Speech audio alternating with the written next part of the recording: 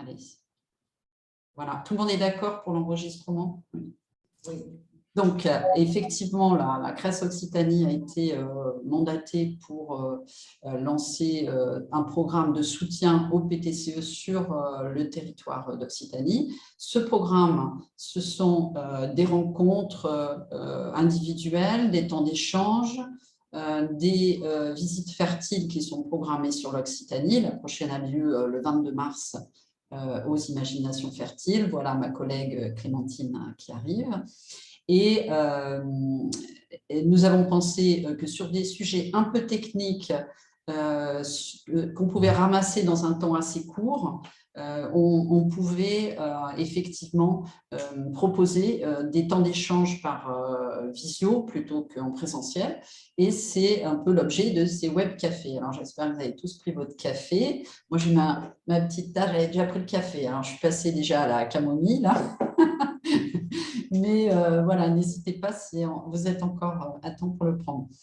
L'idée, c'est effectivement sur un temps court d'aborder un sujet qui a été évoqué par un ou plusieurs PTCE émergents comme étant non pas un souci, mais une idée ou quelque chose sur lequel ils auraient besoin d'un peu plus d'éclaircissement. Alors, l'Union régionale des SCOP fait déjà énormément d'informations sur les statuts SCOP et SIC, il y a même des réunions, mais on s'est dit que notre rôle à nous, c'était de proposer un échange privilégié pour les PTCE, pour qu'ils puissent poser peut-être des questions relatives à leur projet et peut-être aussi à cette articulation PTCE et puis statut SIC. D'où ce premier temps, premier web café qui donc s'appelle a pour thème le statut SIC, quelle pertinence pour favoriser la coopération.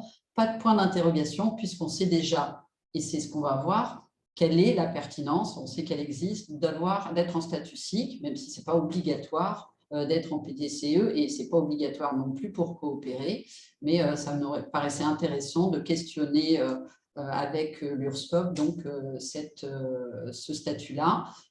Pas mal de PTCE l'ont quand même adopté. Et donc, je vais passer la parole à Karim Sahed de l'URSCOP Occitanie qui va nous parler de ce statut. Et pardon, nous avons la chance d'avoir aussi le témoignage de la SIC-SAPI PTCE 3.EVA sur leur coopération et aussi ce qu'a pu apporter ce statut.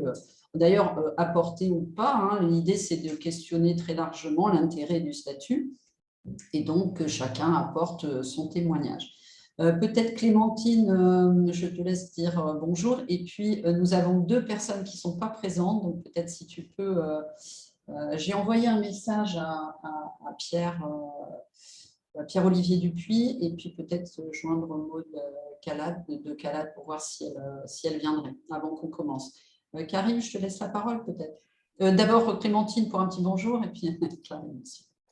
Oui, donc bonjour à tous, Clémentine Camara, désolée pour le petit retard. Donc, je suis chargée d'animation et développement territorial à la CRES du côté est de la région, donc en binôme avec Sylvie, et on anime donc conjointement la cellule régionale d'animation dont elle a dû vous parler pour l'animation de ce dispositif PTCE émergent. Et donc du coup, je suis plutôt en contact avec les PTCE émergents de l'est de la région, parce qu'on s'est un peu séparé les PTCE comme ça entre Est et Ouest. Et du coup, je m'en vais de ce pas appeler Maud Bousquet pour savoir si elle, du PTCE Rémandaire, pour savoir si elle va arriver. En tout cas, merci à tous d'être ici. Donc, Karim, je te laisse la parole. Et du coup, oui. Tu peux y aller. Oui, ça aurait été peut-être intéressant de faire juste un petit rapide tour d'écran quand même pour voir qui est présent. Tu as présenté SAPI, mais peut-être juste rapidement, Florian, Aude et Meryl, peut-être quelques mots de présentation avant Tout à fait. Si vous voulez, je peux commencer éventuellement. Donc, Florian Saint-Amand, je suis coprésident du PTCE à Eden. Donc, Eden, c'est à Toulouse et en gros, c'est un espace de coopération et d'expérimentation autour de l'agriculture urbaine et de l'alimentation durable. Donc, c'est une Toulousaine avec, c'est des anciens terrains maraîchers sur lesquels on est une dizaine de structures de l'ESS associative et de l'économie classique. Et on essaye de travailler ensemble pour développer de la faux à la fourchette, des projets de production et de distribution alimentaire.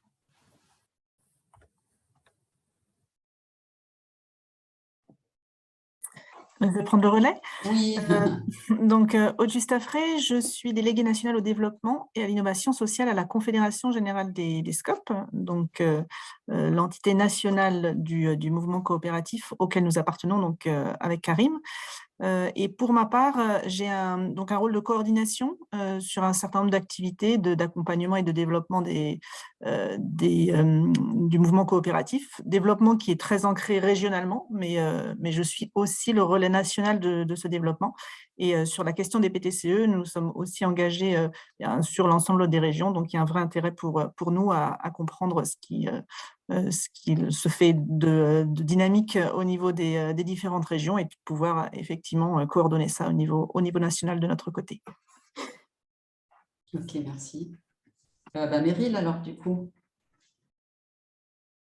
Avec le micro, c'est mieux. Bonjour, donc je suis Meryl, directrice de FIJACTEUR, un PTCE ancien créé en 2015 à Figeac.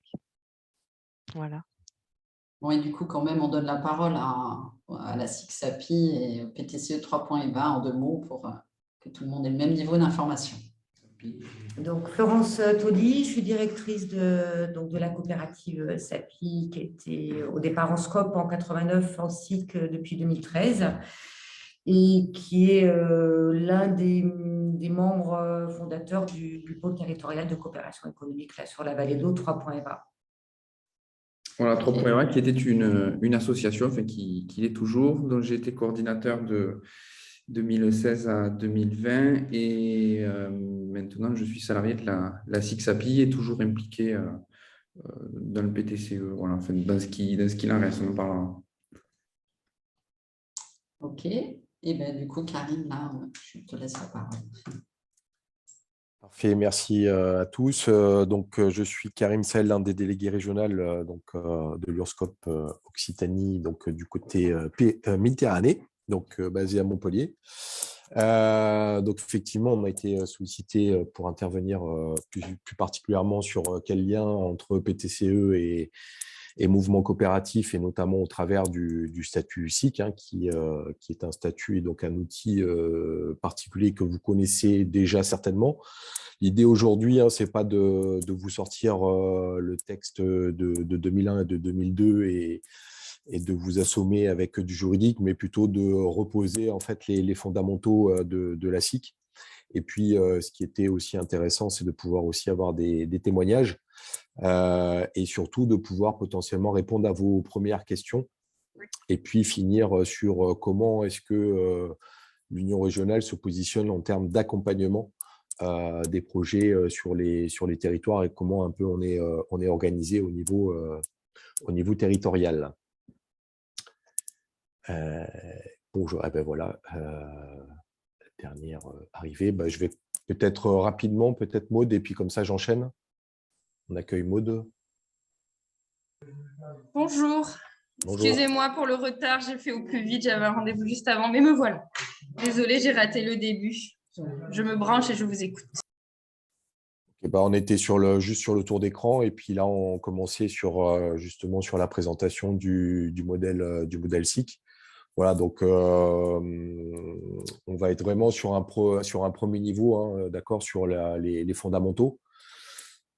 Donc, je vous propose de partager mon écran.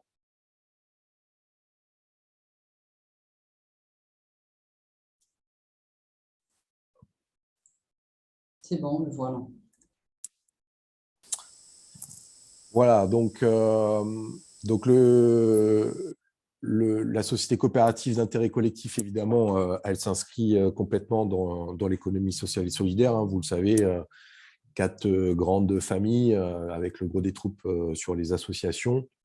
Ensuite, vous avez les coopératives. Donc, à l'intérieur des coopératives, vous avez 17 sous-familles, hein, dont les SCOP et les SIC. Mais évidemment que dans Dans l'environnement territorial, on pense évidemment aux coopératives agricoles et viticoles.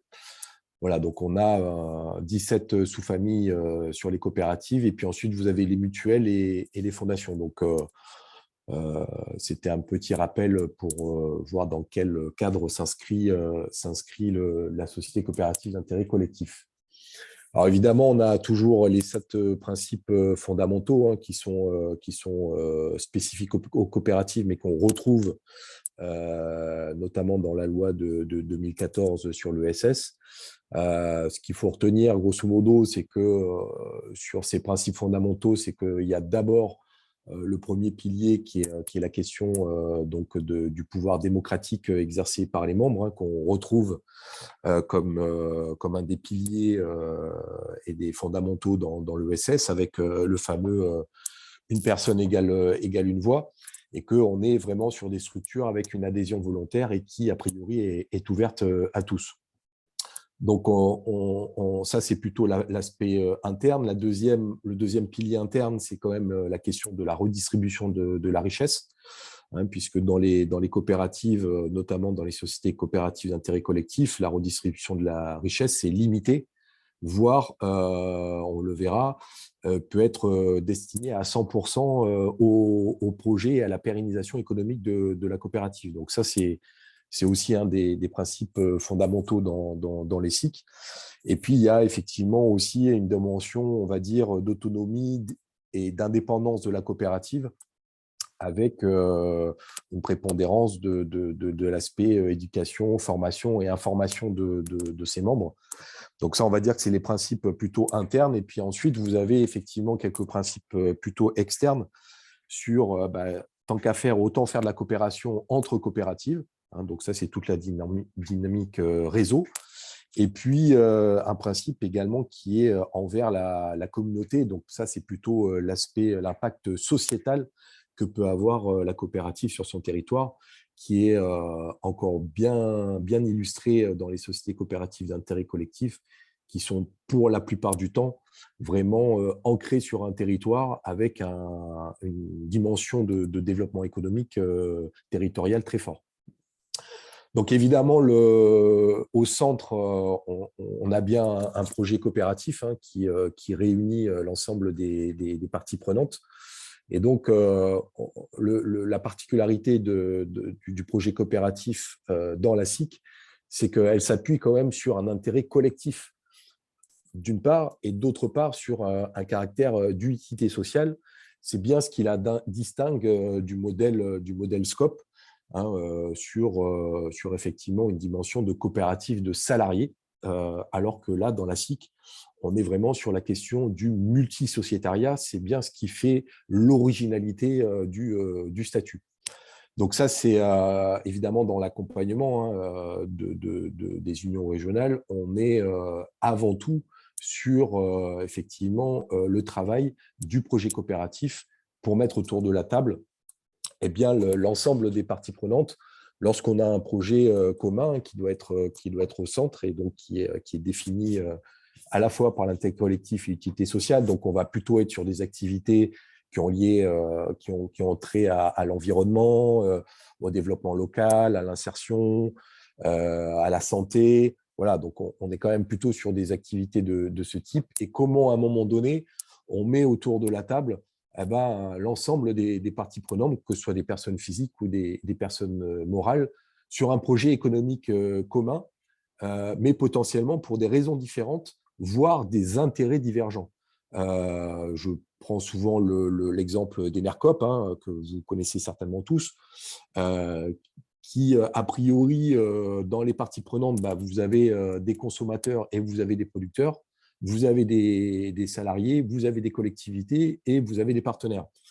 Si on caricature un peu, on pourrait se dire que le consommateur, a priori, il veut le meilleur prix avec le meilleur produit. Et le producteur, lui, il veut effectivement avoir un juste retour du prix de sa production.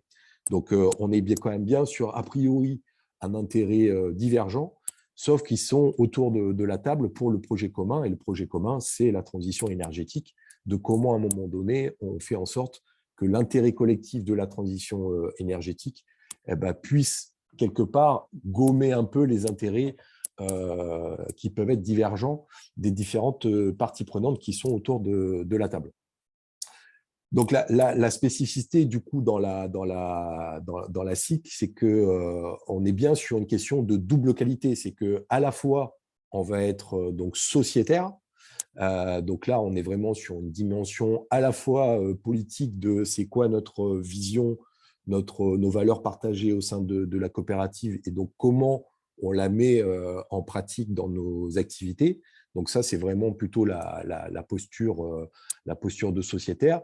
Et de l'autre côté, on peut avoir aussi une autre qualité qui est soit on est bénéficiaire ou consommateur, soit on est fournisseur, soit on peut être bénévole, soit on peut être salarié, soit on peut être producteur. Donc ça, c'est une autre posture.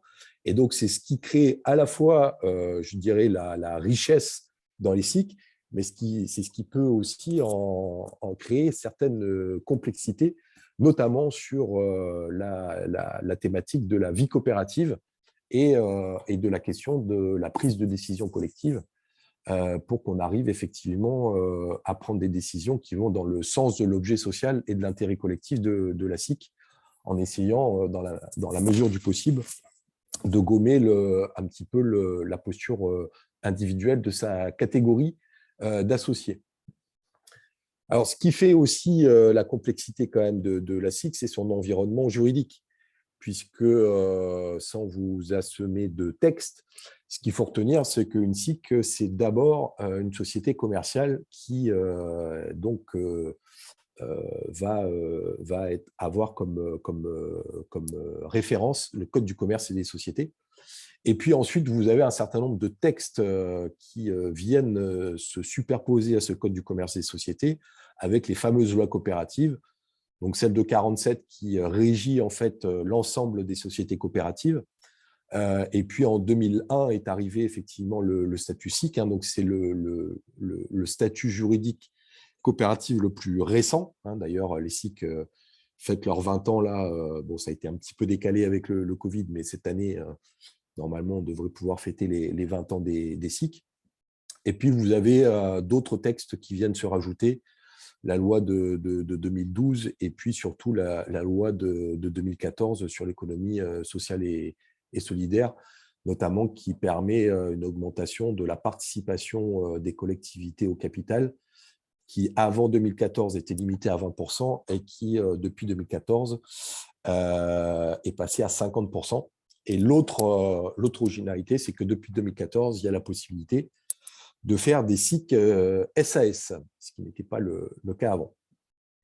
Voilà, donc il y a bien quelques particularités. Hein, donc voilà, si on va vers un statut de SIC, il faut d'abord choisir un statut commercial, hein, donc SARL, SAS ou SA, et ensuite on met le chapeau SIC avec notamment le point central qui est la question de la gouvernance, et le deuxième point qui est la redistribution de la richesse, qui vient évidemment télescoper les cadres classiques du Code du commerce et des sociétés.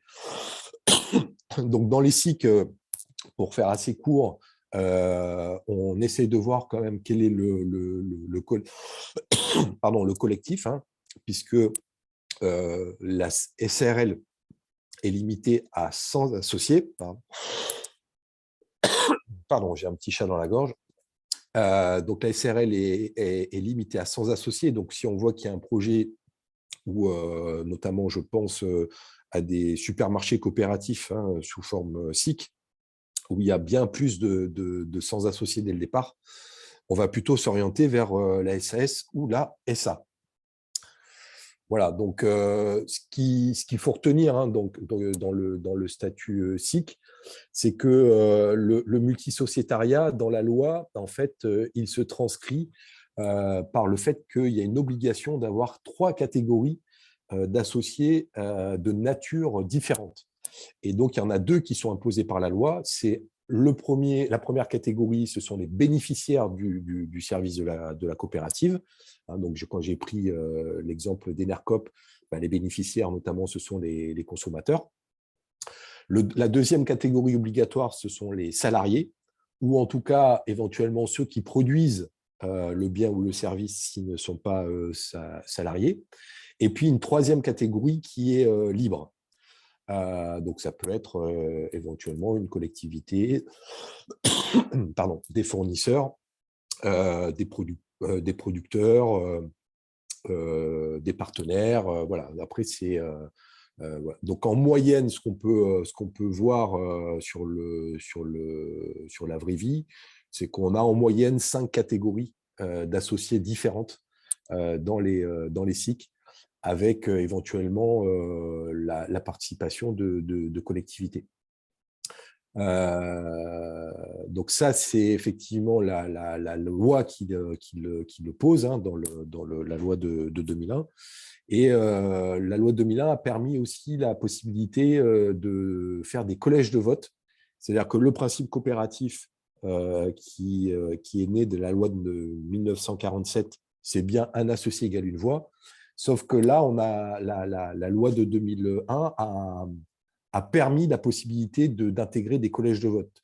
Qu'est-ce que c'est que des collèges de vote? En fait, ça permet de pondérer le poids de chacune des catégories. Vous comprenez bien que dans Enercoop, donc Enercoop, c'est à peu près 2500 sociétaires, avec la grande majorité, ce sont les consommateurs. Donc, si on reste sur une personne égale une voix, évidemment qu'en Assemblée générale, c'est toujours les consommateurs qui auront la majorité. Et donc là, il s'agit, en fait, dans le collège de vote, de pouvoir pondérer, c'est-à-dire qu'on va faire des collèges, et donc le collège des consommateurs, en l'occurrence, va avoir 20% des droits de vote, alors qu'ils sont 2000. Et en face, vous avez les salariés qui sont une dizaine et qui ont eux aussi 20% des droits de vote. Voilà, donc ça permet de rééquilibrer, en fait, et dans la prise de décision par nature de sociétaires, la prise de décision collective. Alors évidemment, dans les SIC, hein, il y a quand même une certaine dynamique par on va dire, l'utilisation d'outils d'intelligence collective, hein, avec tout ce qui relève de la prise de décision par consentement, des élections sans candidat, des outils d'échange collaboratif, parce que il faut aussi inventer, et ça, chaque coopérative aussi invente comment elle va prendre ses décisions. Voilà, donc évidemment, une des spécificités de la SIC, c'est aussi la possibilité d'implication des collectivités publiques. Hein, donc, on l'a vu depuis 2014, il y a la possibilité, effectivement, pour une collectivité territoriale donc, de détenir jusqu'à 50% du capital de la SIC. Ce n'est pas pour ça qu'elle aura plus de voix que les autres, hein, puisqu'on reste sur le principe qu'il y a une déconnexion entre la prise de capital et les droits de vote en Assemblée générale.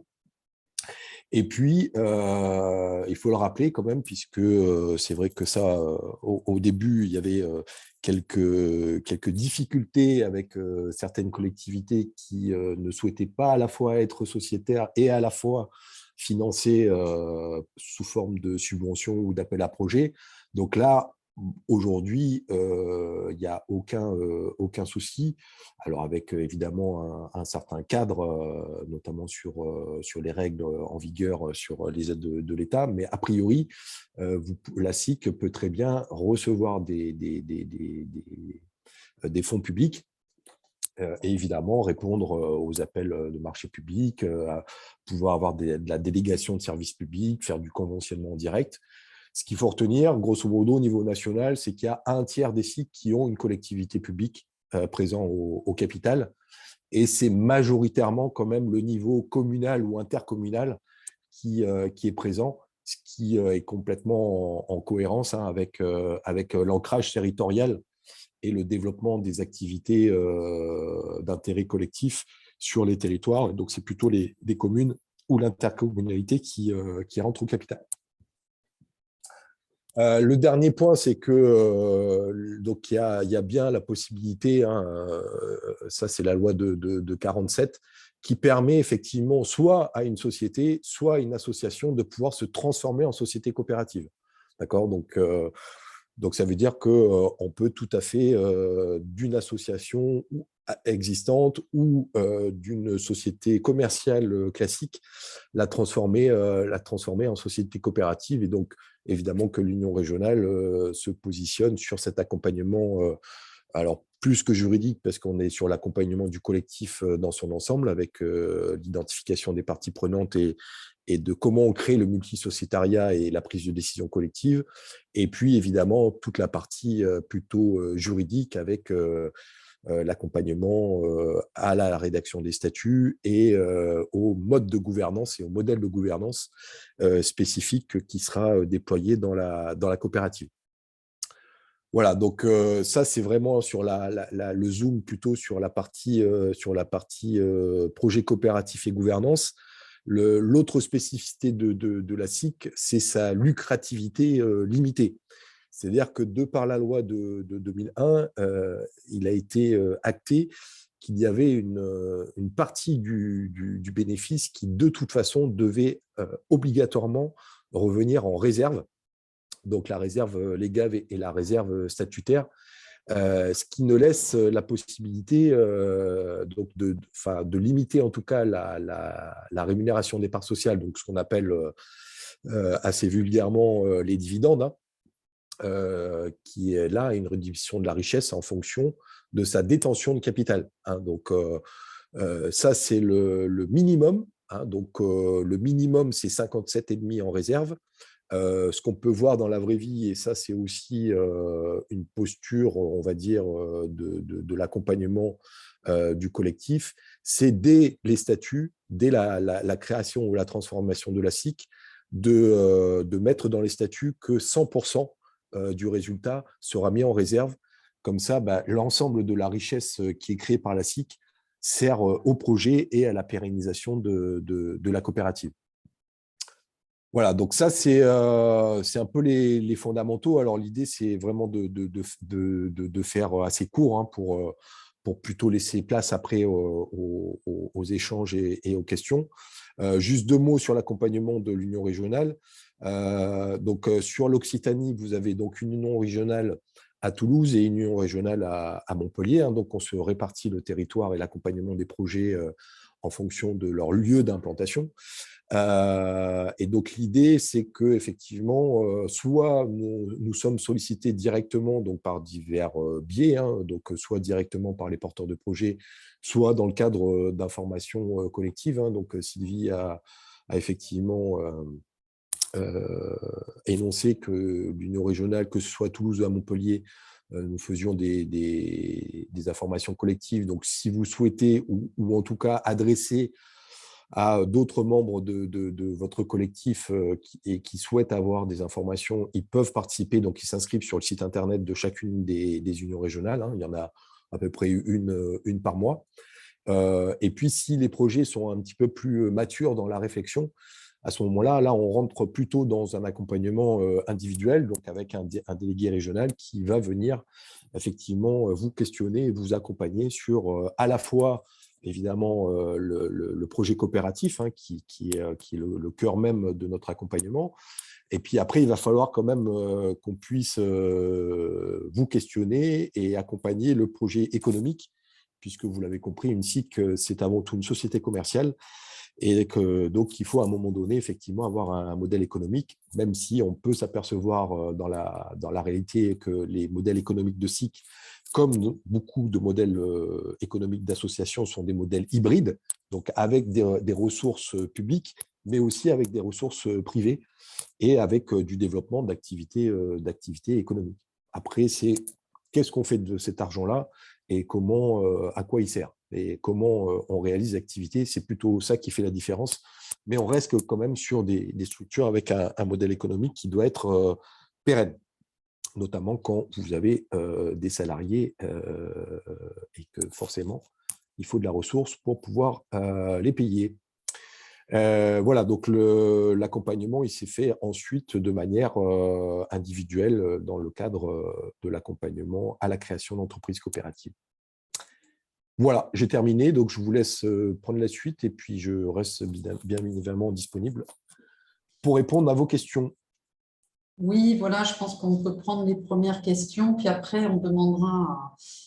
Alors, Florence, tu as dit tout à l'heure que tu devais partir. C'est quand? J'ai décalé d'un quart d'heure, donc 11h30. Donc, ça va. D'accord. Donc, peut-être on prend les questions, puis après, on vous laisse témoigner sur votre expérience. Donc là, c'est plutôt à Maud et à Florian que ça s'adresse. Par rapport à ce qui vient d'être dit, est-ce que vous avez des questions sur ce statut et ce qu'il pourrait vous apporter? Une question, enfin, c'est plutôt d'ordre général, hein, de compréhension. Les personnes qui, du coup, font leur transition vers la SCIC, est-ce que il y a, on va dire, des typologies de raisons, de motivations? Qu'est-ce qui est invoqué pour faire cette transition? Alors là-dessus, il y a plusieurs, motifs en fait, hein. C'est-à-dire que souvent, on est dans le mode de fonctionnement ou dans les activités, soit proche plutôt du modèle associatif, soit proche du modèle coopératif. Souvent, ce qui fait la différence quand même dans le modèle coopératif, c'est la place des salariés. Puisque même si dans la réalité, on peut très bien faire la place des salariés dans une association, mais ce n'est quand même pas l'idée de base. C'est-à-dire que sur l'histoire, effectivement, de la posture de salariés dans les associations, bon, en termes de pouvoir, a priori, ce n'est pas leur place initiale, en tout cas. Donc, il y a quand même un certain nombre d'associations qui vont vers la transformation en coopérative pour cette raison-là. Soit il y a un essoufflement de la part du bénévolat, et notamment qu'on est sur des activités économiques qui demandent aussi une implication un peu plus que je fais mon travail de salarié, mais aussi sur des décisions de gestion au quotidien. Et donc, à un moment donné, c'est aussi mettre en cohérence la dynamique entrepreneuriale et la question de la place des salariés dans les SIC. Après, il y a la question aussi des modèles économiques, c'est qu'il y a des moments, même si une association peut très bien porter une activité économique, il y en a de nombreuses en France qui sont fiscalisées, qui sont à l'impôt sur les sociétés, voilà, donc ça il n'y a aucun souci. Sauf qu'à un moment donné, dans la question de la dynamique entrepreneuriale, le projet coopératif et le modèle coopératif peut être effectivement une dynamique différente. Voilà. C'est pour moi les deux grandes raisons pour lesquelles on peut aller plutôt vers le modèle coopératif. Je pense que ce soit Florence ou Julien pourront aussi témoigner de cette différence de posture. Ok. Peut-être Maud? Oui, est-ce que, hormis le fait de devoir constituer une SIC à partir de 3 associés minimum, est-ce qu'il y a d'autres critères, d'autres éléments obligatoires ou d'autres contraintes pour monter une SIC? La première contrainte, c'est le multisociétariat. Sauf que c'est comment on renverse en fait la contrainte du texte juridique en opportunité. C'est-à-dire que le texte juridique, il a été quand même issu d'une réflexion nationale, hein, puisque le texte par les SIC a été porté évidemment par le mouvement, hein, notamment avec un des délégués régionaux de l'époque, qui a fortement travaillé sur ces thématiques-là.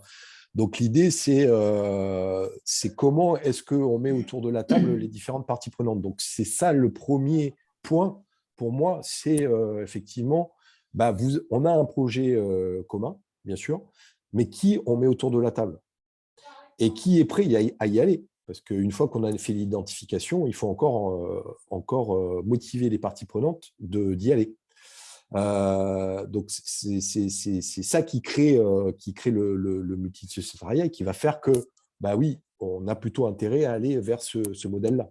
Donc, des projets où il y a une seule partie prenante, là, ça questionne déjà. Donc, le point central, c'est plutôt le projet coopératif et la question des parties prenantes.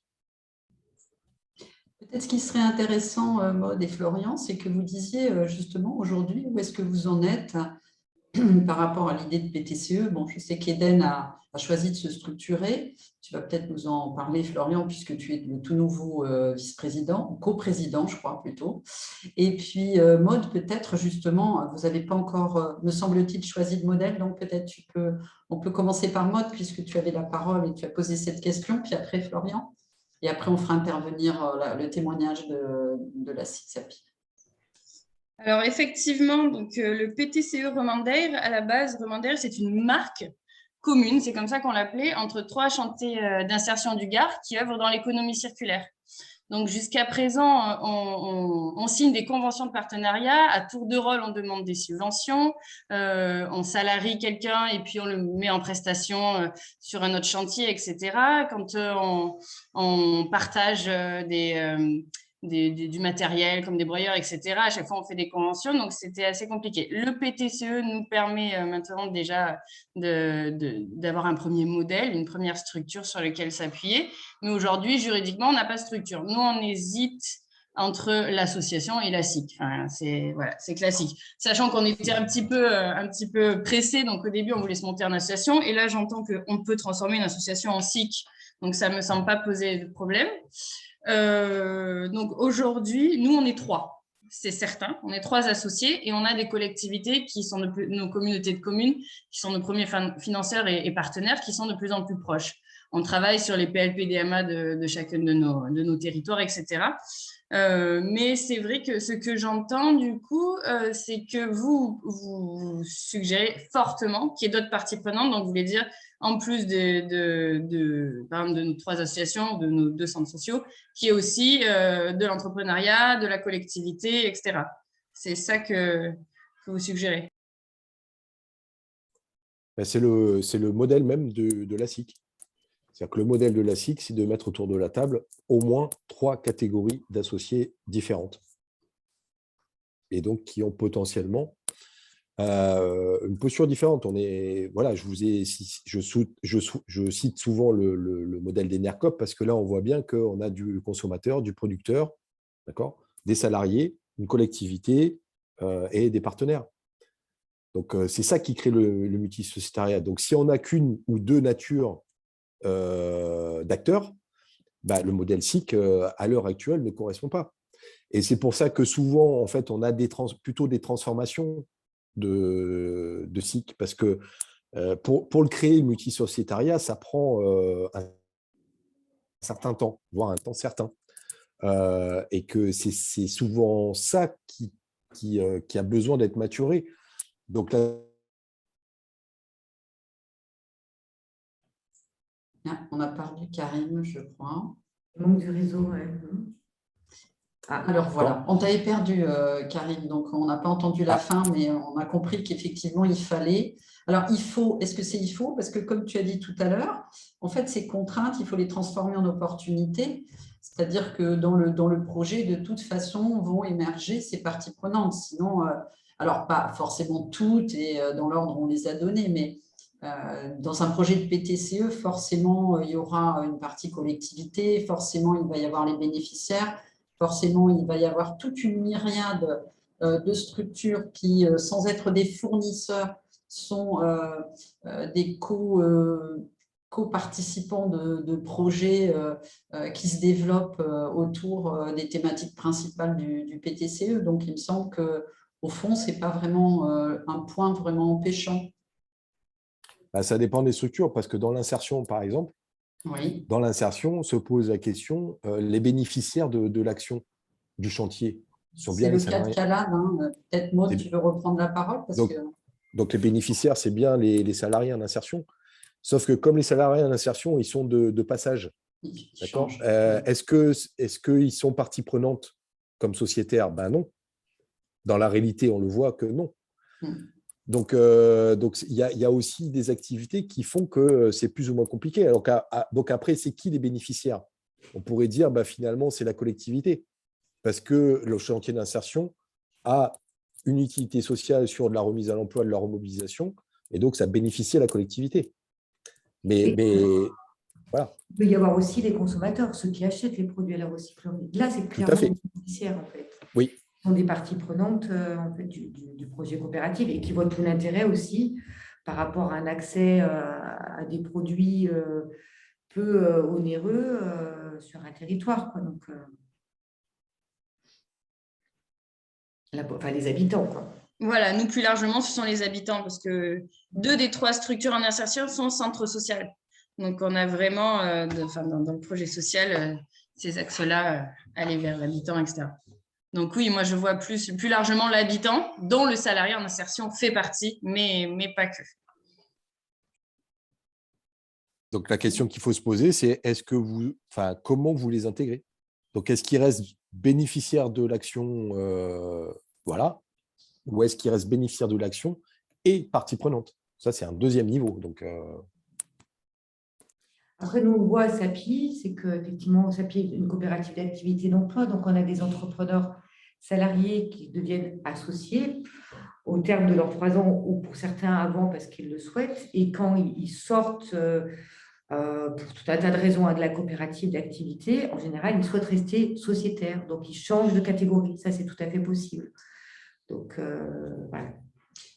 Florian, je te propose qu'on diffère ton témoignage, tes questions ou ta présentation un petit peu du PTCE Oui, pas de souci. Eden pour laisser la parole à Florence et à Julien parce que Florence doit partir dans un quart d'heure. Donc, je te laisse la parole, Florence. Oui, je suis désolée en fait de ce petit contretemps.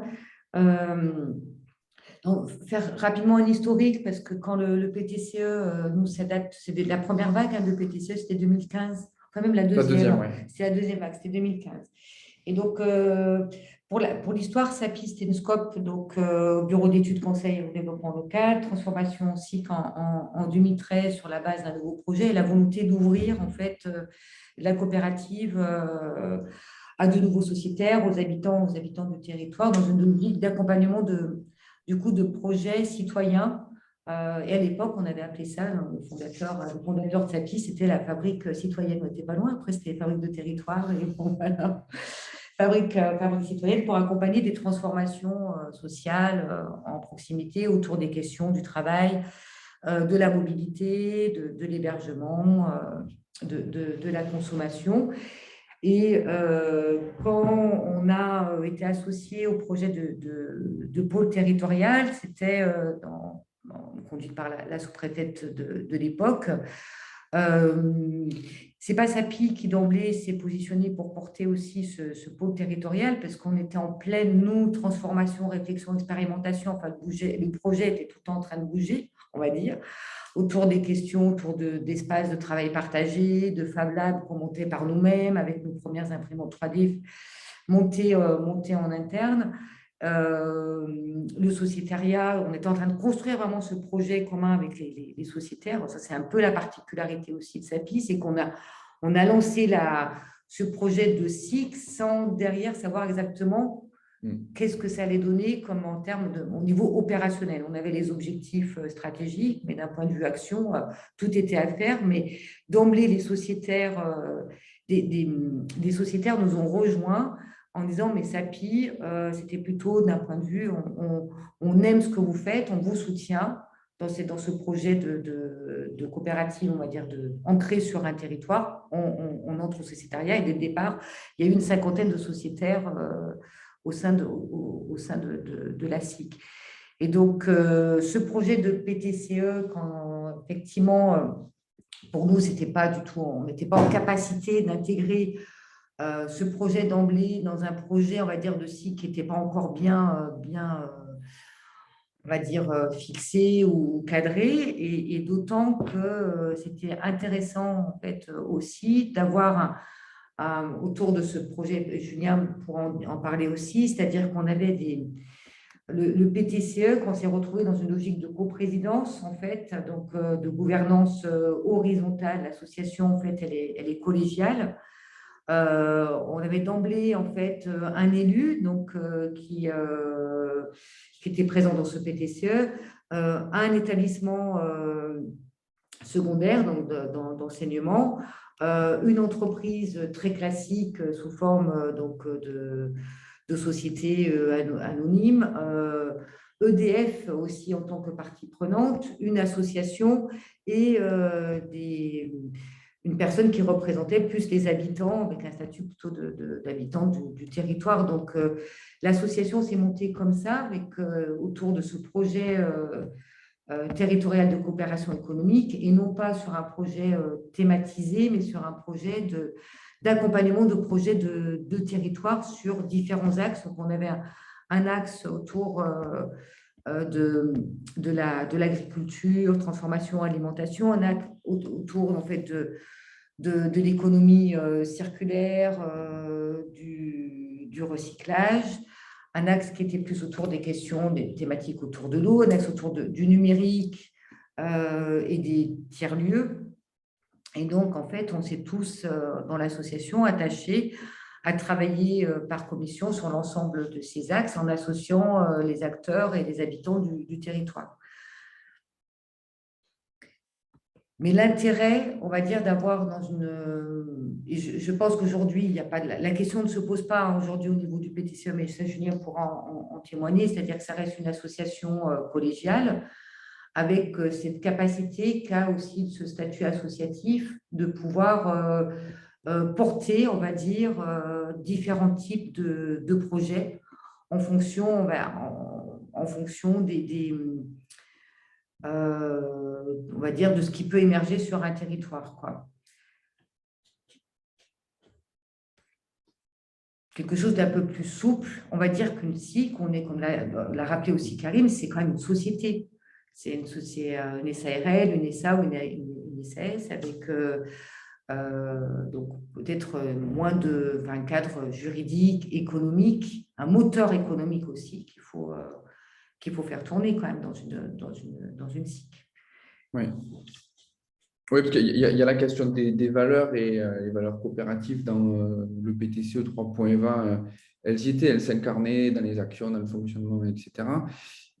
Mais l'activité qui était portée par 3.20 et le fonctionnement interne de l'association qui est resté tout le temps très léger, avec un ou deux salariés, puis avec une activité quasi exclusivement basée sur des subventions, parce qu'on était sur l'émergence d'activités, ça ne justifiait pas de passer sous un statut sous un statut commercial. Voilà, il n'y a pas eu d'activité commerciale de prestation qui se soit développée au sein du PTCE.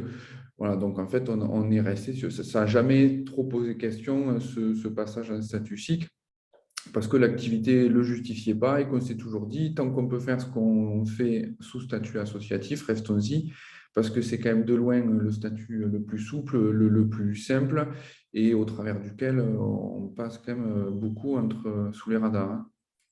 Karim ? Oui, ça, je pense que c'est important. C'est-à-dire que, bon, nous, de notre petite expérience, ce qu'on peut voir, c'est qu'effectivement, soit ce sont des PTCE qui sont vraiment sur de l'animation territoriale et qui ont pour objectif d'animer, donc là, on voit bien le témoignage sur plutôt de la filière, hein, donc de là, potentiellement sortent des projets qui vont aller soit vers un modèle classique ou soit vers une société coopérative avec un modèle. Donc, j'ai pour souvenir être intervenu sur la structuration d'une filière éco-construction. Donc, ça a été aussi animé par le PTCE. D'accord ? Ce n'est pas arrivé au bout, mais il n'empêche qu'il y a bien eu effectivement cette réflexion de comment est-ce que potentiellement on peut faire une structuration de filière éco-construction sur le territoire de la Haute-Vallée. Et donc, c'est soit il y a un PTCE qui est vraiment qui est déjà énorme, sur la dimension animation, et donc faire émerger des projets qui ensuite potentiellement vont s'autonomiser, soit c'est un PTCE qui, par eux-mêmes, ont développé une activité économique type tiers-lieu, puisqu'on voit effectivement qu'il y a des PTCE qui sont aussi tiers-lieux, et donc qui ont développé aussi leur propre activité économique, au-delà de l'animation et territoriale, quoi. Tout à fait. Et donc, c'est plutôt ces modèles-là qui se transforment en SIC. C'est que quand on a effectivement un modèle économique, donc hybride, où à la fois on a effectivement de la ressource publique pour une dimension d'animation territoriale, mais qu'on a aussi développé une activité économique type tiers-lieu. Je pense aux imaginations fertiles, qui est un exemple. Ils ont développé leur propre activité économique. Tout à fait. Oui. Et ouais, je voulais dire, dans 3 points EVA, effectivement, donc ont émergé plusieurs projets, parce que toujours la volonté, c'était de ne pas se substituer aux acteurs en place, de s'appuyer sur les acteurs économiques qui étaient là. Donc, plutôt que d'internaliser et de grossir, de faire une grosse structure qui allait porter différentes activités, systématiquement, on a accompagné le montage de structures. Donc, il y a eu effectivement ce réseau éco-construction qui a été porté par un centre de formation sur construction et éco-construction. Mais il y a eu aussi, et il y a toujours une association viande locale qui fonctionne, donc l'activité continue à se développer avec le salarié. Et qui pourra peut-être se structurer par la suite aussi. Et pareil, sur la filière fruits et légumes, avec un modèle économique qui se met en place. Ces 2 structures, elles sont toujours en statut associatif, mais c'est plus pour celles-là que se pose et que va se poser la question du passage d'un statut coopératif. Et avec probablement aussi une fusion de ces 2 structures pour mutualiser toutes les fonctions de back-office, de gestion, de comptabilité, etc. Voilà, parce qu'une logique d'activité avec une structure qui est sur filière viande et l'autre sur filière fruits et légumes. Et puis demain, ça permet aussi de s'étendre sur d'autres productions alimentaires et d'étoffer une gamme. Voilà. Et il y a eu aussi ce projet de revenu de transition coopérative pour un revenu de transition écologique qui a émergé aussi en interne du PTCE 3.20, qui s'est développé longtemps sous statut associatif et qui vient de passer il y a 2 semaines sous statut SIC. Notamment pour cette question du multisociétariat, pour l'entrée dans le capital des collectivités, une implication, c'est ça aussi voilà, qui est intéressant, ça marque une implication formelle des collectivités et de partenaires privés, parapublics dans les projets.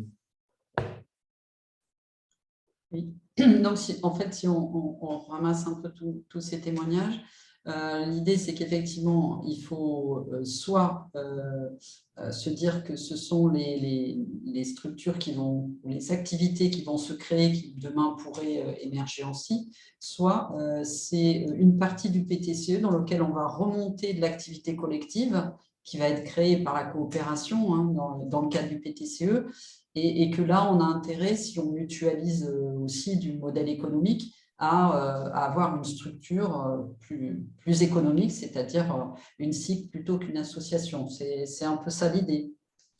Oui. En fait, le point de départ, c'est le projet. Enfin, on dit toujours ça. C'est ça. Oui, mais il évolue aussi, le projet. Et c'est vrai que nous, le PTCE, c'était vraiment de l'animation, tu l'as dit, Karim, c'était vraiment de l'animation territoriale. Et ce que nous, on a défendu, c'était vraiment à chaque fois une autre manière de faire. On ne s'est jamais positionné comme des experts. Mais en fait, ce qu'on amenait, c'était une autre approche. Et là qui a très bien fonctionné, c'est-à-dire là où on n'arrivait pas à monter de la coopération entre agriculteurs, bouchers, abattoirs sur un territoire, on a eu une approche qui était tout autre, une approche sociologique. Donc, on a fait intervenir un sociologue ou une sociologue. Donc, on a pris d'autres biais et ce n'était pas l'acteur chambre d'agriculture qui était classique ou l'ADR ou la CAMVA, la coopérative des bouchers qui intervenait, mais c'était un acteur neutre. Et en fait, cette neutralité, elle a permis en fait l'émergence de ce type de projet en prenant une autre manière d'agir et une autre manière de coopérer. Et ça, c'était vraiment l'essence même du PTCE, c'était d'animer quand même des coopérations économiques. Donc, nous, les coopérations, ce qu'a dit Julien, effectivement, ce n'était pas de les internaliser, c'était derrière, en fait, d'autonomiser en fait, ces coopérations économiques. Ce que j'ai envie de dire aussi, parce que je vais vous laisser par rapport à SAPI, on a eu une réflexion aussi par rapport à la SIC, par rapport au sociétariat, parce qu'on est sollicité aussi pour entrer au capital des autres SIC du territoire ou d'autres coopératives. Et donc, SAPI, nous, on a un conseil de bienveillance, on est en SARL, on n'est pas en SM, on a mis en place un conseil on va dire, qui garantit, on va dire, la qualité des décisions qui sont prises par les co-gérants, qui sont des co-gérants bénévoles, et puis par l'équipe opérationnelle qui est en place. Et on a eu un débat, c'est à chaque fois, est-ce que pour faire du partenariat, est-ce qu'il faut forcément rentrer au capital en fait, des autres structures? C'était un débat de fond, ben, vous connaissez, parce que dans le conseil de bienveillance, on a Alix Margado qui fait partie de notre conseil, hein, qui est on va dire un des pères du statut coopératif, et qui nous a pas mal animés en disant, mais est-ce que forcément, il faut devenir sociétaire? Et je pense que ça aussi, il faut bien distinguer, parce que je pense qu'on devient sociétaire par rapport à des valeurs, parce qu'on adhère à une gouvernance, à un projet politique territorial, mais pour travailler ensemble sur un territoire, on n'est pas obligé d'être sociétaire. On peut faire des conventions de partenariat. Enfin, je dis ça parce que c'est aussi, par moment, on a envie de regrouper tout le monde dans la SIC, mais derrière, c'est une gouvernance qui est quand même pas facile à animer, hein. Nous, quand on est passé de la SCOP, où on était 5, voilà, on s'est retrouvé à 50, une animation coopérative. Il faut des moyens aussi pour animer cette vie coopérative. Et je pense qu'il faut bien travailler sur la qualité. Je dis ça parce que nous, je pense qu'on n'y est pas encore tout à fait, sur la qualité en fait des catégories et des parties prenantes. Et qu'est-ce qu'on met derrière en fait cette catégorie? Parce qu'il y a un flou, enfin, je ne sais pas, Karim, hein, souvent il y a un flou entre partenaire et bénéficiaire. Tu es plutôt partenaire ou tu es bénéficiaire? Enfin, voilà, donc, et je pense que souvent, nous, je ne sais pas si les sociétaires ils se reconnaissent bien toujours dans leur catégorie, hein. Ce serait une question à leur poser, mais je pense que cette vie, en plus, les catégories, en fonction de la vie des uns et des autres, elle évolue. Donc, je pense qu'il y a vraiment une vie coopérative à animer. Et je pense qu'il y a une vigilance à dire, ben voilà, le sociétariat, il se construit, il se soigne, il faut que ce soit un sociétariat qui soit de qualité et que tout le monde soit au même niveau d'information, et c'est ce qui garantit aussi un projet pérenne, quoi, et pas de tension aussi après en interne qui peuvent voir le jour, quoi. Voilà, ok. Oui, vas-y Karim, puis après on passe la parole à Florian, oui, pour qu'il nous explique un peu où ils en sont. Oui, là, pour rebondir complètement sur ce que vient de dire Florence, c'est pour ça que les projets TIC, ils demandent une certaine maturité, parce qu'une fois qu'on a fait la cartographie des acteurs et qu'on se dit, dans l'idéal, voilà qui est-ce qu'il faudrait autour de la table pour qu'on ait le multisociétariat le plus riche et le plus varié. C'est important d'avoir des utopies, parce que sinon, c'est compliqué d'avancer dans la vie, mais à un moment donné, on se dit où est-ce qu'on veut arriver, et ça, peut-être que c'est dans 5 ou 10 ans. Donc après, on démarre par un premier cercle. Et donc, ce premier cercle, il faut quand même qu'il soit à minima quand même sur les 3 catégories. Mais là où je rejoins Florence, c'est que la coopération, ce n'est pas parce que je suis sociétaire que je fais de la coopération. Je fais de la coopération d'abord par de l'action. Et donc nous, ce qu'on engage plutôt sur les collectifs, c'est faites avec les différentes parties prenantes, voyez comment ça réagit de part et d'autre, et après, dans un deuxième temps, on passe à la question de je vous propose de devenir sociétaire. Parce qu'il faut toujours avoir à l'esprit 2 questions quand vous êtes dans une AMI coopérative de SIC, d'accord, et que vous identifiez une partie prenante. Première question, quel est l'intérêt de la partie prenante? Salut Florence, à bientôt. Merci à toi. Merci à vous. Au revoir. Donc, première question, quel est l'intérêt de la partie prenante de rentrer dans la SIC? Mais deuxième question, quel est l'intérêt de la SIC à ce que la partie prenante rentre? Et donc, une fois qu'on a déjà ces 2 niveaux de questionnement-là, vous allez voir que selon la partie prenante que vous avez mobilisée, que vous avez identifiée, peut-être qu'on se dit, ce n'est pas assez mûr, on va d'abord faire du partenariat et de l'action, et puis dans un deuxième temps, potentiellement, on les intégrera au capital. Ce qui est également le cas pour les collectivités. D'accord ? Pour les collectivités, peut-être qu'il vaut mieux d'abord faire du partenariat et dans un deuxième temps, faire l'intégrer au sociétariat, plutôt que l'inverse, en se disant, c'est parce qu'elle va être au sociétariat qu'on va faire du partenariat. Ça ne marche pas dans la vraie vie. Oui, moi je suis complètement d'accord avec ce que je trouve ça super important, ce que tu dis, Karim. Et l'exemple du PTCO, à nouveau, même si ce n'était pas une SIC, il est vachement parlant là-dessus, parce que c'est resté un collectif assez restreint. Il y a eu 8 ou 9 coprésidents et coprésidentes au maximum. On en est aujourd'hui là sur un noyau dur de 6 ou 7, mais vachement soudés, avec une très bonne entente, et pourtant des profils extrêmement diversifiés, avec un directeur de coopérative de fourniture de produits agricoles, donc, qui vit sur la vente de phytosanitaires, mais qui était aussi très engagé dans la transition écologique. À côté de ça, un agriculteur bio hyper engagé, un entrepreneur du BTP avec aussi un petit patron d'une boîte d'éco-construction, enfin, des profils complètement antagonistes, et qui se sont retrouvés dans un projet commun parce qu'il y avait un projet partagé de développement du territoire, et surtout parce que tout le monde était engagé dans l'action, dans du pragmatique, dans du faire, et que ça a avancé comme ça. Et c'est là où c'est intéressant aussi, il faut que, ça a toujours été le leitmotiv, c'est que le projet collectif, il bénéficie au projet individuel des entreprises qui étaient partie prenante du projet, et vice-versa, que les parties prenantes, les acteurs, par leur implication individuelle ou par l'implication de leur entreprise, elles soient dans ce collectif pour contribuer par leur activité au développement du projet, de l'association et du projet de territoire, en fait. Voilà, donc c'est vraiment ce lien entre l'individuel et le collectif qui est essentiel, et cette coopération, elle se matérialise dans le faire, dans l'action. Ouais. Florian, je vois l'heure qui tourne. Bon, écoute, je vais faire rapide. Non, prends ton temps, au contraire, puisque le but, c'est de vous écouter. Parce que nous, on se retrouve dans tout ce qui vient d'être dit là. Alors, pour résumer, nous, on a créé une association début d'année. Alors, ce qu'il faut bien voir, c'est que donc on a une grosse dizaine de structures sur le site. Comme je disais, des associations, des SARL classiques, des entreprises du secteur concurrentiel, de l'ESS, des fondations. Enfin, voilà, il y a un peu tous les profils. Chaque structure a à peu près la même taille, c'est-à-dire que chacune a entre eux 3 à 10 salariés, pour faire simple. Donc au total, ça représente une quarantaine de salariés sur l'ensemble des participants au collectif. Et donc pour l'instant, on se structure, donc on est plutôt dans le partage et l'animation collective d'un espace de travail.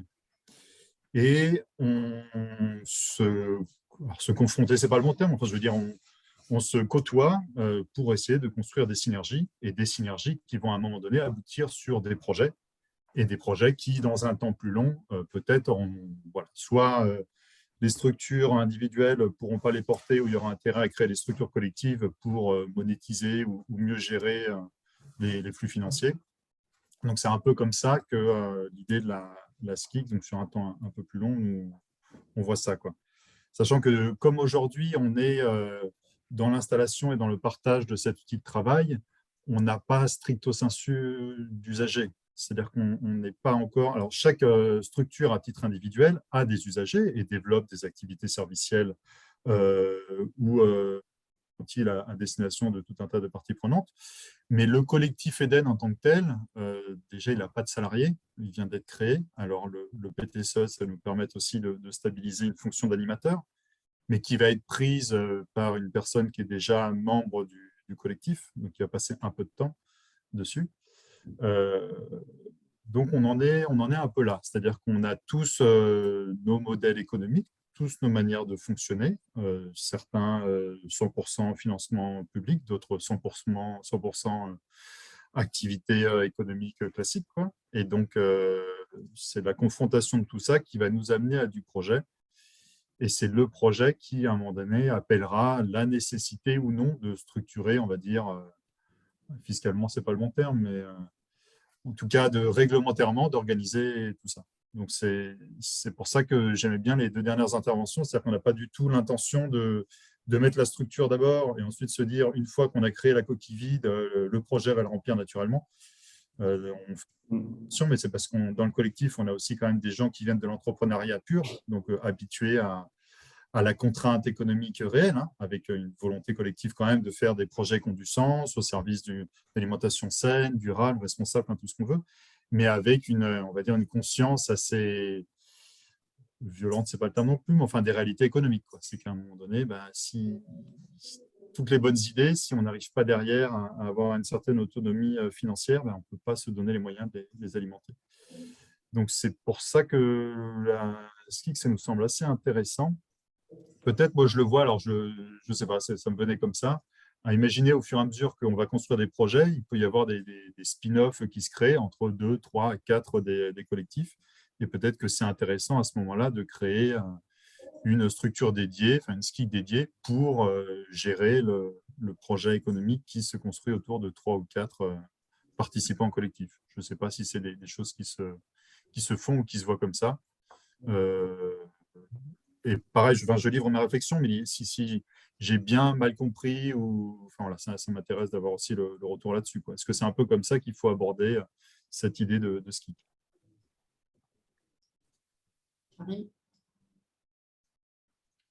Oui, bah là, sur les témoignages, hein, ça revient un peu au témoignage précédent. Hein, c'est que soit, effectivement, ce sont des projets qui émanent du PTCE avec des membres du PTCE, voire d'autres. Hein.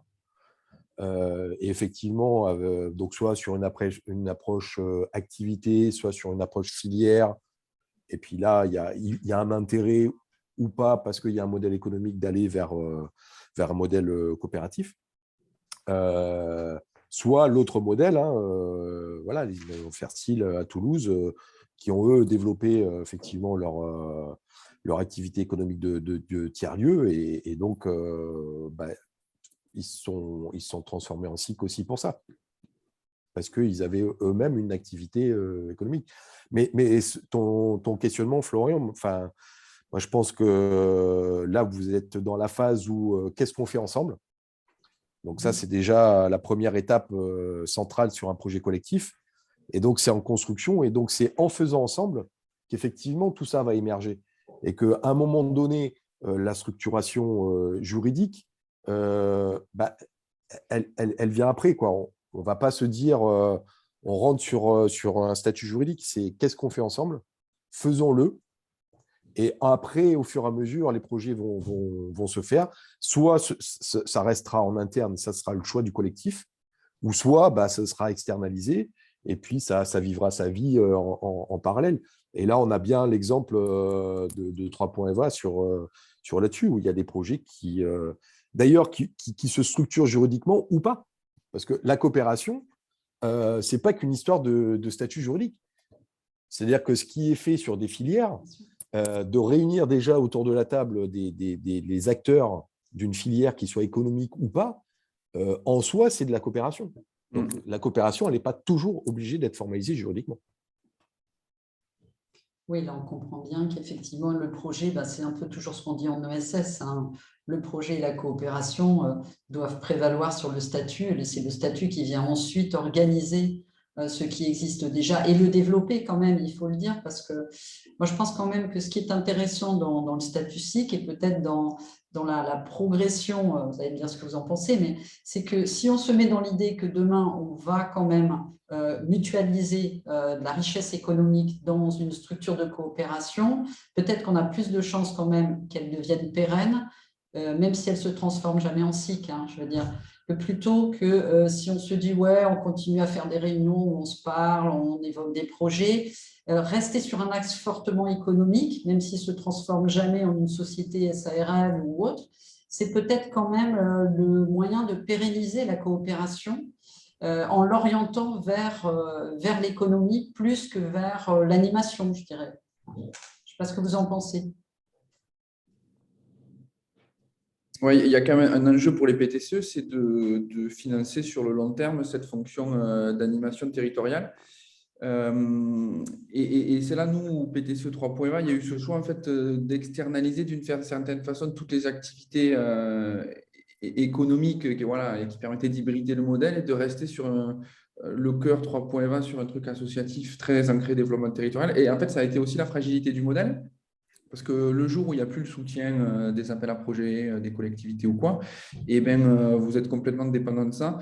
Donc, c'est aussi l'intérêt du statut SIC de pouvoir hybrider le modèle économique et de faire en sorte que des activités économiques diverses, elles permettent, par ce qu'elles dégagent, de conforter, de faire vivre cette animation du projet coopératif, cette animation territoriale. Voilà. Merci, Julien. Peut-être vous pouvez réagir, Florian et Maud, par rapport à l'état de vos réflexions ou justement peut-être cette crainte de la pérennisation du modèle de coopération PTCE, parce que quand on regarde les sessions 2013-2015, certains ont survécu, mais beaucoup n'ont pas survécu au-delà des premiers financements, en fait. Hein.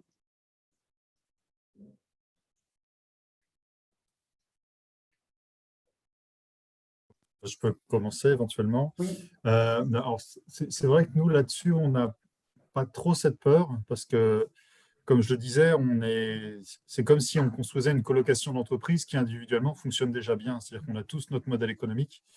Et en fait, l'idée, c'est de rajouter une dimension supplémentaire, un peu en logique, le 1 + 1 = 3. Donc, on vient tous mettre un pot commun, mais sur la base d'un modèle individuel qui fonctionne. Alors, on n'est pas non plus voilà, avec les difficultés et les réalités économiques qui sont les nôtres et l'environnement de marché qui est ce qu'il est. Mais finalement, assez peu dépendant de financement public.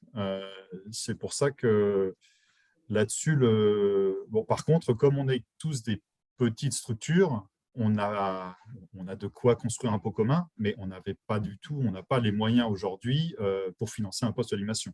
On ne peut pas non plus, on a chacun nos projets à développer, et le peu de trésor qu'on dégage, il est absorbé par nos projets individuels. C'est vrai que là-dessus, on est très à l'aise, on est très content d'être dans ce type de dispositif parce que ça correspond exactement à ce qu'il fallait. C'est-à-dire qu'on n'est pas il n'y a que des personnes morales en fait dans l'association, chacune avec des salariés et des projets individuels. Il n'y a pas une opportunité PTCE qui a fait qu'on s'est dit tiens, on va l'utiliser pour développer un projet qui nous tient à cœur. C'est plutôt, on s'est collectivement rassemblés sur un lieu autour d'une conscience plus ou moins forte de l'appartenance à une forme de filière, parce qu'on a des gens qui font de l'agriculture urbaine, mais moi, la structure que je représente au sein d'Eden, c'est une épicerie de quartier classique dans le champ concurrentiel. Et puis, on a des gens qui, à titre individuel, je suis aussi consultant en économie circulaire. Enfin, je veux dire, il y a des idées, il y a une conscience de partager quelque chose.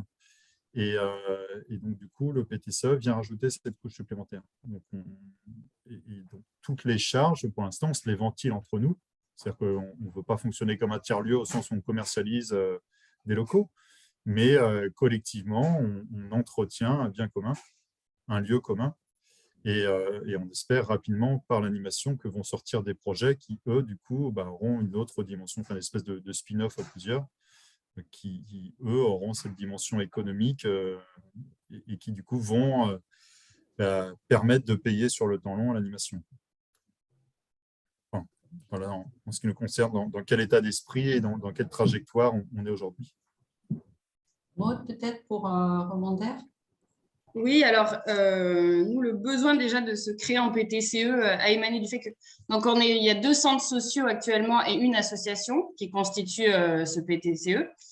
Tous les 3, on a un chantier d'insertion, mais pas que. On a énormément d'activités, d'actions à destination des habitants, particulièrement les 2 centres sociaux.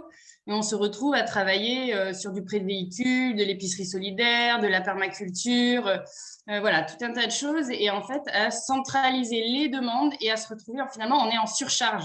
Nous, là, vraiment, le besoin de se structurer en PTCE, il est vraiment né d'un sentiment de surcharge, de faire la mise en réseau, de passer beaucoup de temps. On est en train d'évaluer, de faire l'évaluation d'impact social de nos projets d'économie circulaire. On est en train de monter une formation d'agents valoristes. Voilà, on fait beaucoup de choses, et surtout les 3 directions. Parce que moi, je suis juste chef de projet, mais les 3 directions doivent aussi, elles, prendre beaucoup de temps pour la mise en réseau, finalement, et la création de coopération économique.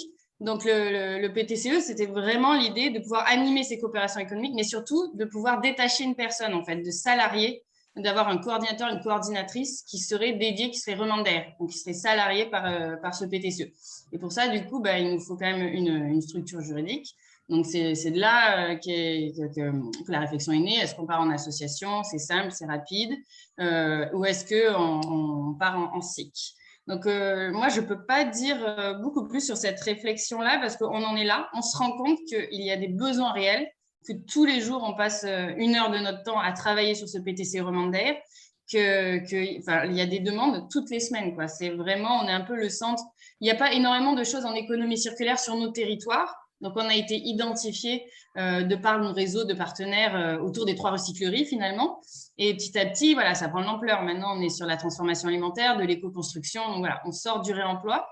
Mais ce que j'entends, c'est que nous, pour l'instant, on n'a pas de projet économique vraiment propre au PTCE. Donc, effectivement, cette réflexion sur la SIC, je trouvais ça intéressant parce qu'on n'en est pas là. On fait de l'animation, de coopération et de l'accompagnement de projet.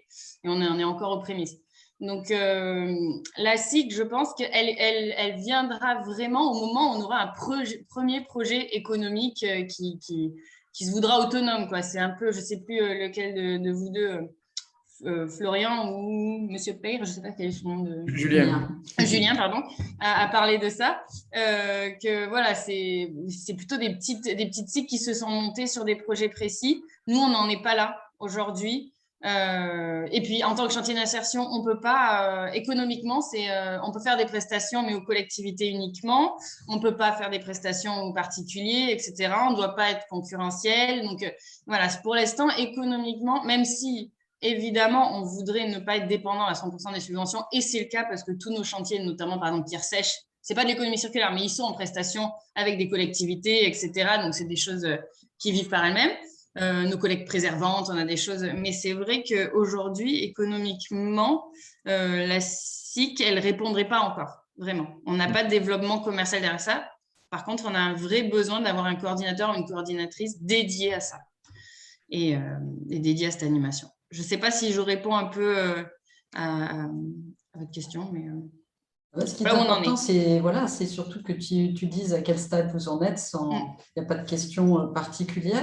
Moi, ce que j'entends quand même, mais je n'ai peut-être pas tout bien perçu, mais c'est qu'il y aurait des activités économiques qui ne pourraient pas se développer sous la forme des chantiers d'insertion. Et c'est peut-être là qu'il y aurait des activités économiques communes qui pourraient être mises dans une structure qui, du coup, aurait son autonomie et travaillerait sur ces coopérations. Je ne sais pas ce que tu en penses, Karim, et comment tu l'as entendu, parce que ce n'est pas moi la spécialiste du sujet.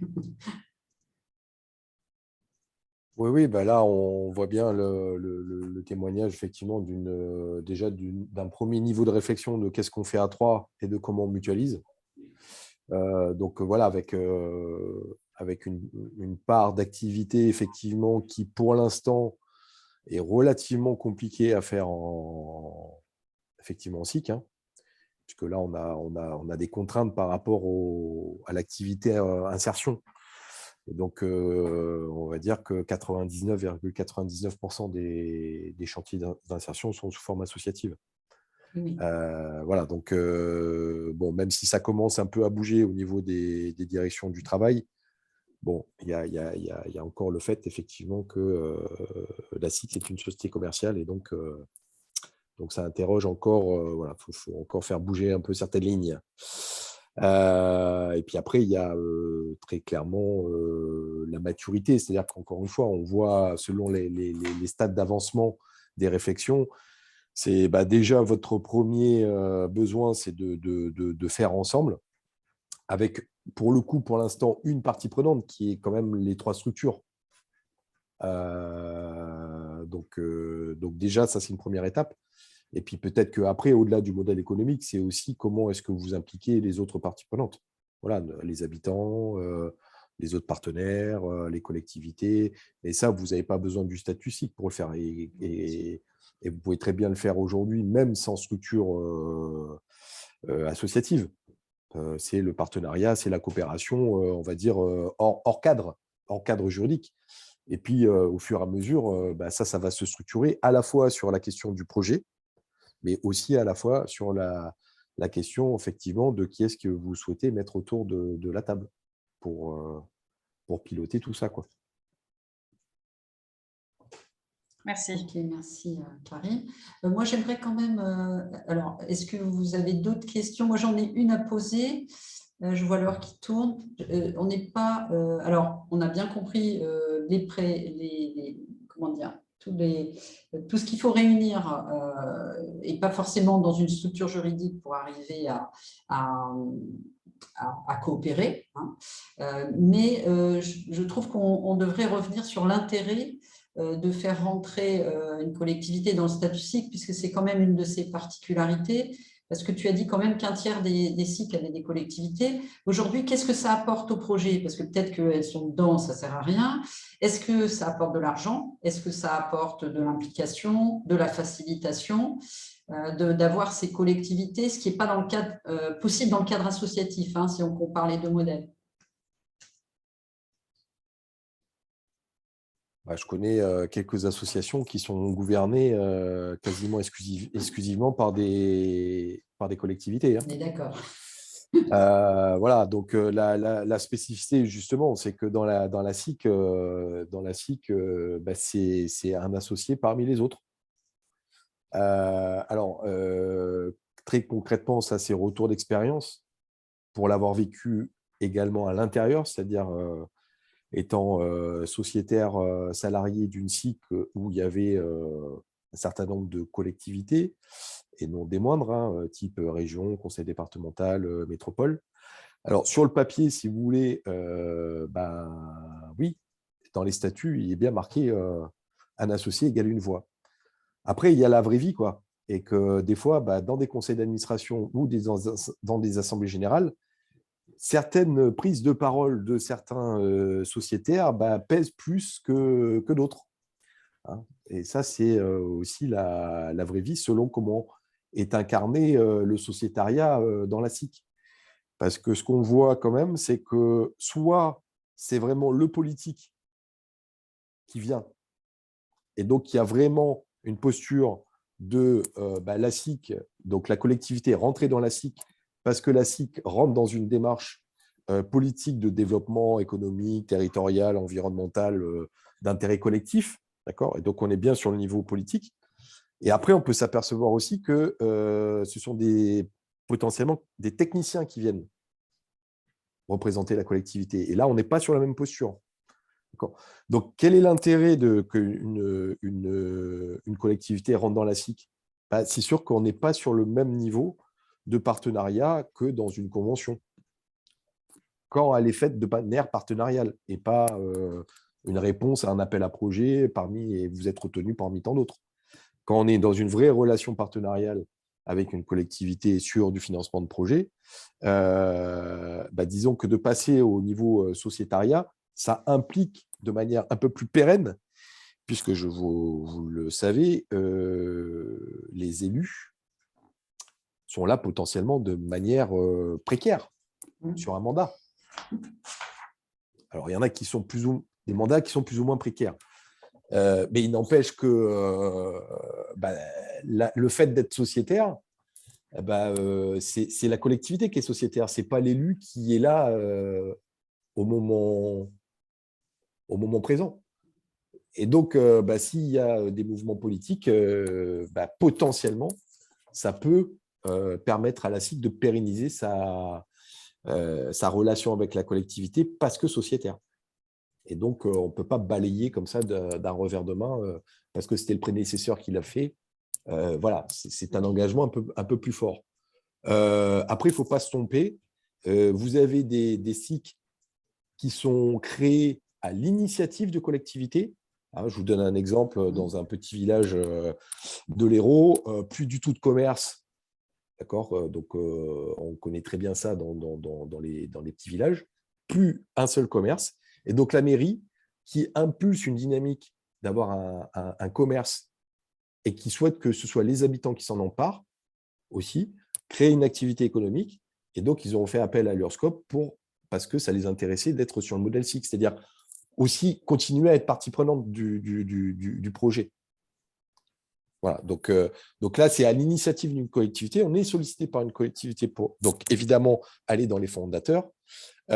Pour ce qui est des autres, j'ai plutôt tendance à dire faites d'abord du partenariat et après, dans un deuxième temps, vous allez solliciter la collectivité. Ne nous trompons pas, ce n'est pas parce qu'une collectivité est au sociétariat d'une SIC que tout lui est dû.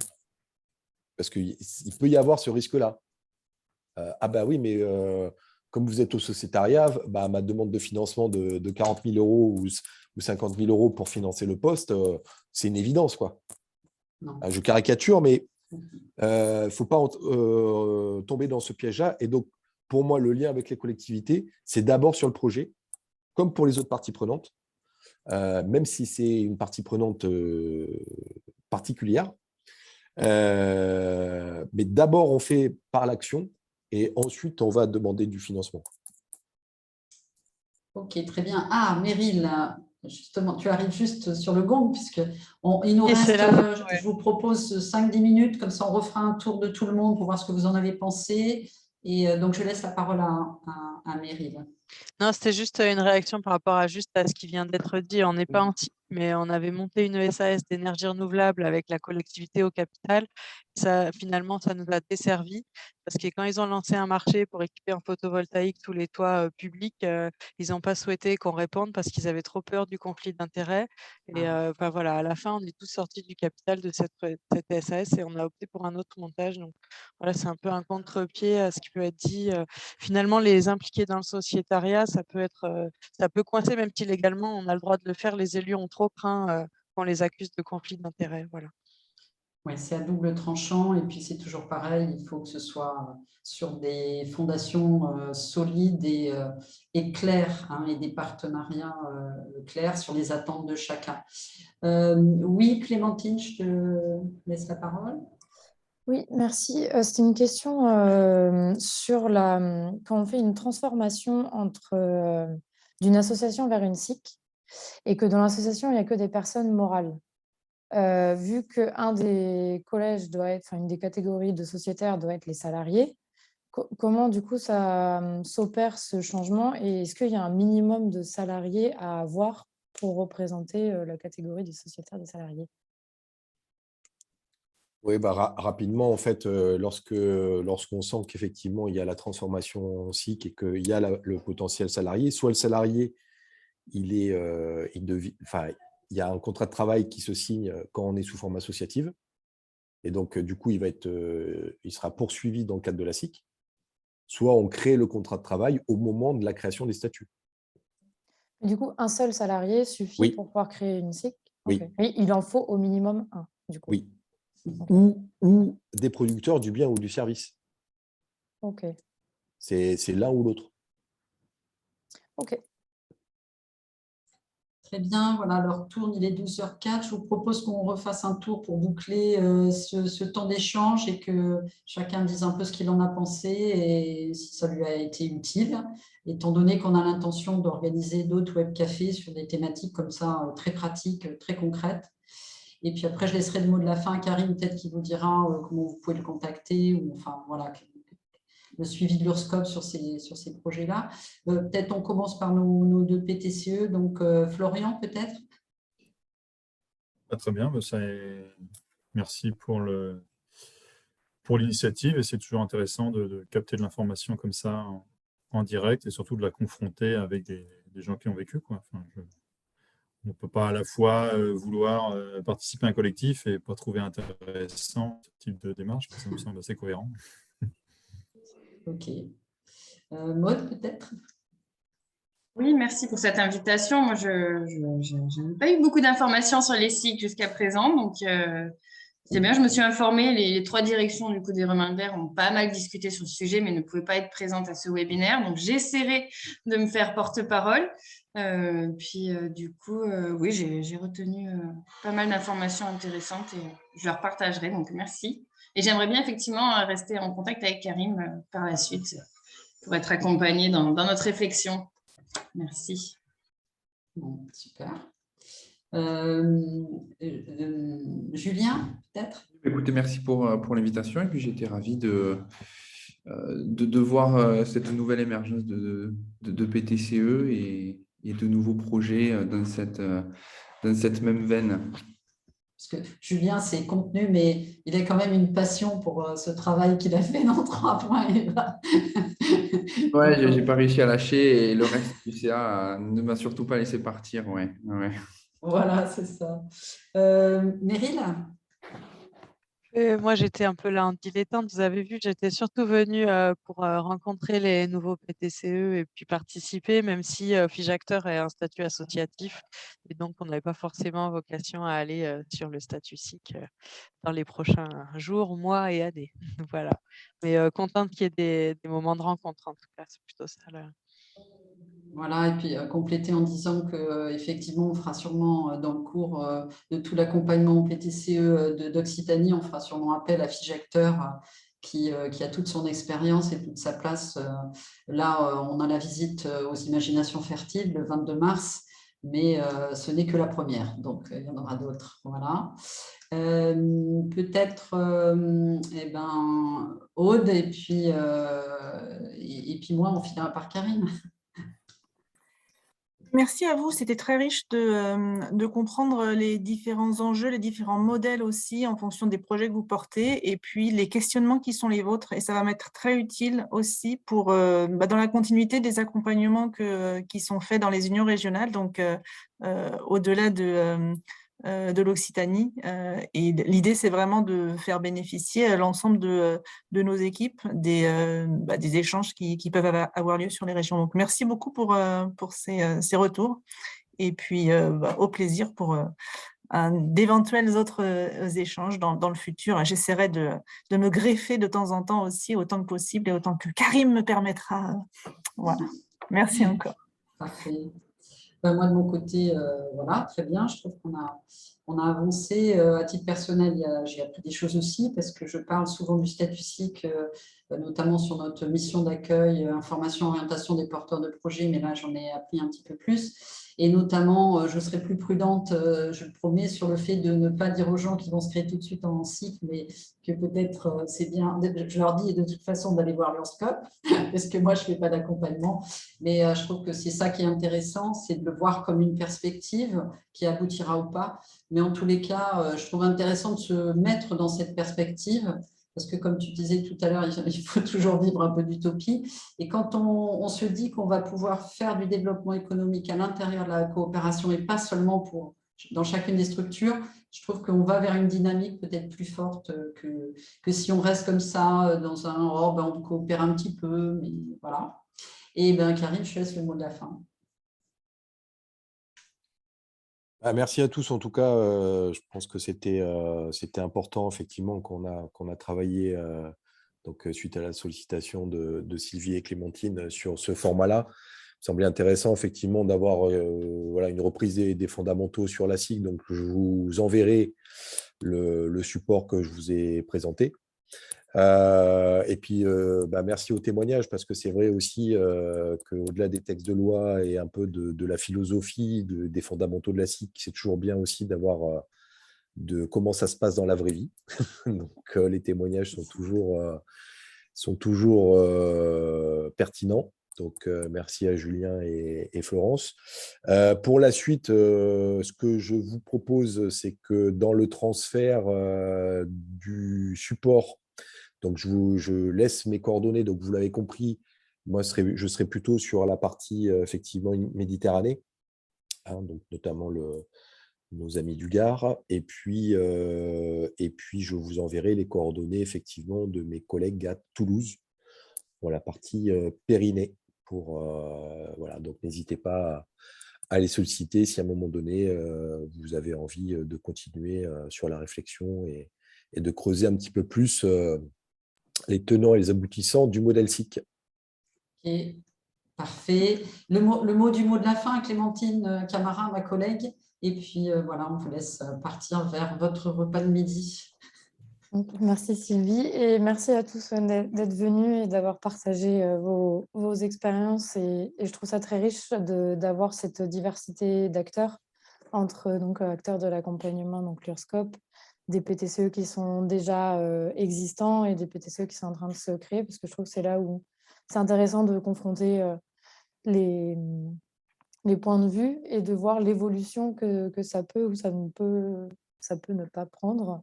Mais en tout cas, ouais, de bien se mettre dans cette perspective d'abord de faire et ensuite de construire ensemble et de ne pas faire à l'inverse. Donc, voilà. Donc, merci à tous d'avoir participé à ça et je suis contente de voir que ça vous a aussi servi et que vous avez aussi trouvé ça intéressant. Et donc, on va continuer à travailler en ce sens.